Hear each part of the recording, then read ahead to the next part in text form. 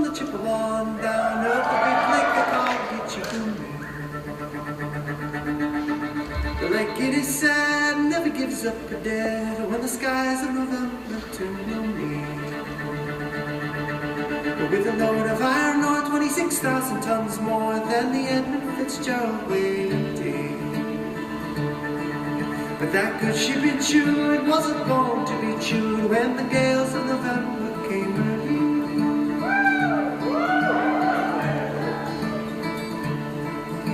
The ship was the pride of the American side, coming back from some mill in Wisconsin. As the big freighters go, well, it was bigger than most, with a crew and good captain well seasoned, concluding some terms with a couple of steel firms when they left falling loaded for Cleveland. But later that night when the ship's bell rang, could it be the north wind they've been feeling?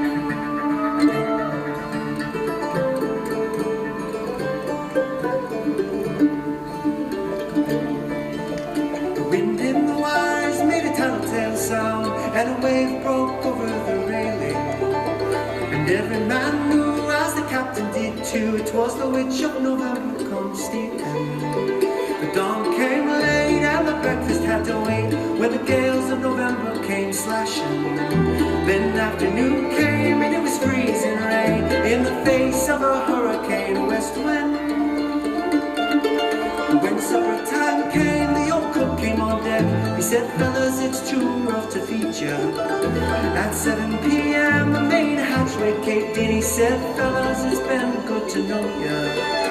The captain wired in, he had water coming in, and the good ship and crew were in peril. And later that night, when his lights went out of sight, came the wreck of the Edmund Fitzgerald.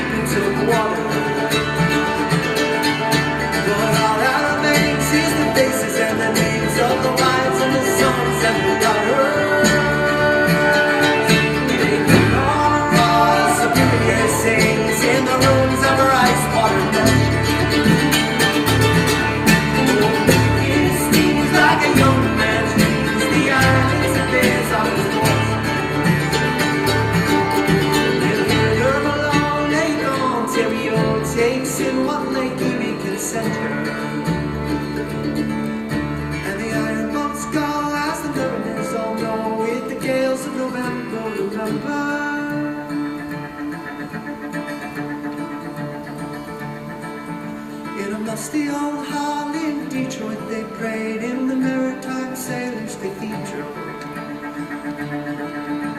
The church bell chimed till it rang 29 times for each man on the Edmund Fitzgerald.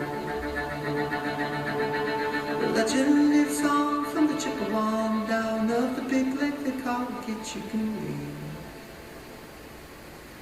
Superior, it's sad, never gives up a dead when the gales of November come early.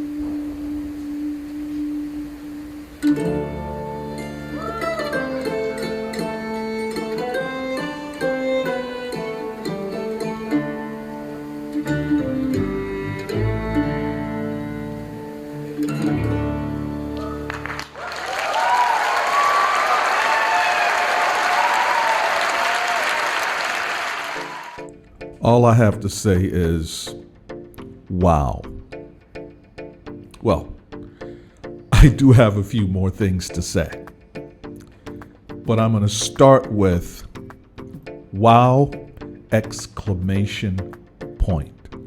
This right here was a master class in storytelling through sound, through bluegrass sound. These guys took on the wreck of the Edmund Fitzgerald, and what they did wasn't just a cover. It was sort of a resurrection. So obviously Gordon Lightfoot wrote this song like a ballad carved in stone. It's sacred ground for storytellers and writers. So when somebody has the audacity to touch it, especially in a genre as intricate as progressive bluegrass, you better come correct. And Chris Thiel, is that how you pronounce his name? He came correct and then some. His vocal delivery, beautiful. It had that mix of haunting delicacy and deliberate reverence. He knew the weight of every sailor's name in that lake. And then Punch Brothers, that playing was surgical and soulful. Mandolin, fiddle, banjo, bass. Each note had a purpose. No ego, just precision and feeling.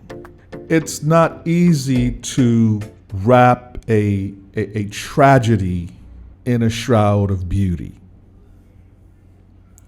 They did that here. They let the sorrow breathe in new ways. You're so poetic, PJ. So another reason this thing worked is they weren't competing with the original. This honored the original by letting it speak through new voices. It wasn't about showing off. It was about showing up for a story. This version reminded me of how bluegrass, when it's at its best, isn't just about the licks and speed. It's about listening. It's about empathy. Sometimes it's about murder.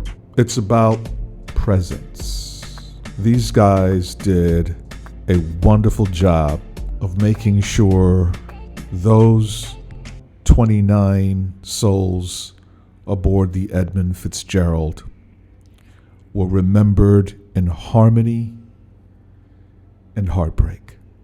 It really gave me chills. I completely enjoyed this. It blew me away. Well done.